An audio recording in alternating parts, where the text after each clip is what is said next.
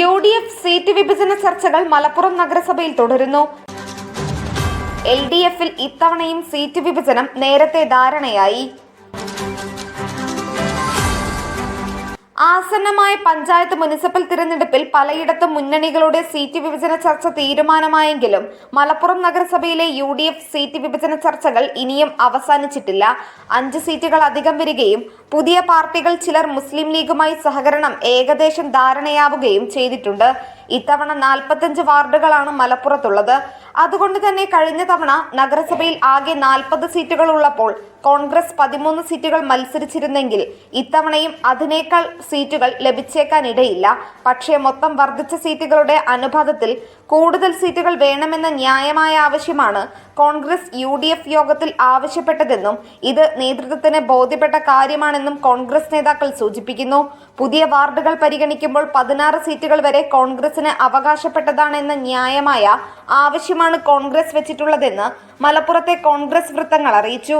പതിവായി കോൺഗ്രസിന് നൽകി വരുന്ന 5ഓളം സീറ്റുകൾ UDF-ന് ഒരു തരത്തിലും വേരോട്ടമില്ലാത്ത ഇടതുമുന്നണി കോട്ടകളാണ്. സീറ്റുകൾ ആനുപാതികമായി വീതം വയ്ക്കുമ്പോൾ ഈ സീറ്റുകളും ആനുപാതികമായി തന്നെ വീതം വെക്കണമെന്നും കോൺഗ്രസ് UDF നേതൃത്വത്തെ അറിയിച്ചതായാണ് വിവരം. അതേസമയം പതിവിന് വിപരീതമായി കോൺഗ്രസ് ഇത്തവണ വളരെ ആസൂത്രിതമായാണ് ചുവടുകൾ വെക്കുന്നത്. ഓരോ വാർഡുകളിലും ജയസാധ്യതയുള്ള സ്ഥാനാർത്ഥികളെ കൂട്ടായ ചർച്ചകളിലൂടെയാണ് പരിഗണിക്കുന്നത്. പല വാർഡുകളിലും സ്ഥാനാർത്ഥികൾ ഇതിനോടകം തീരുമാനമായിട്ടുണ്ട്. UDF-മായി ഇത്തവണ സഹകരിച്ചു വരുന്ന മറ്റൊരു പാർട്ടി 5ഓളം സീറ്റുകൾ ആവശ്യപ്പെട്ടതായി അറിയുന്നു. എന്നാൽ 2-3 സീറ്റിൽ അവരെ ഒതുക്കാനായിരിക്കും UDF ശ്രമിക്കുക. ആ വാർഡുകളിലും ഇതിനെ ചൊല്ലി നിരവധി എതിർപ്പുകൾ വന്നു തുടങ്ങിയിട്ടുണ്ടെന്നും പറയുന്നു. അവർക്ക് ജയസാധ്യതയുള്ള 1-2 വാർഡുകൾ മാത്രം നൽകി ശേഷിക്കുന്ന വാർഡുകളിൽ അവരുടെ പിന്തുണ നേടുകയാണ് മുസ്ലിം ലീഗിന്റെ ലക്ഷ്യം.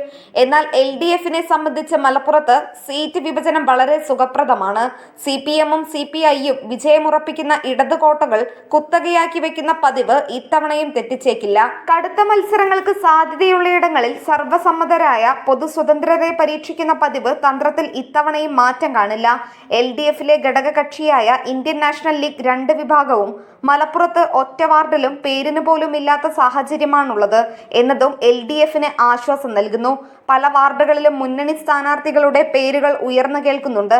ഏതായാലും തെരഞ്ഞെടുപ്പ് പ്രഖ്യാപനം അടുത്ത ദിവസം ഉണ്ടാവുമെന്നിരിക്കെ മലപ്പുറം നഗരസഭയിലെ UDF സീറ്റുകളുടെ വിഭജനം അടുത്ത ദിവസങ്ങളിൽ പൂർത്തിയാവുന്നതോടെ സ്ഥാനാർത്ഥികളുടെ ചിത്രങ്ങളും തെളിഞ്ഞു വരുമെന്ന് കരുതാം. Nandana Babu, SS news, Malappuram.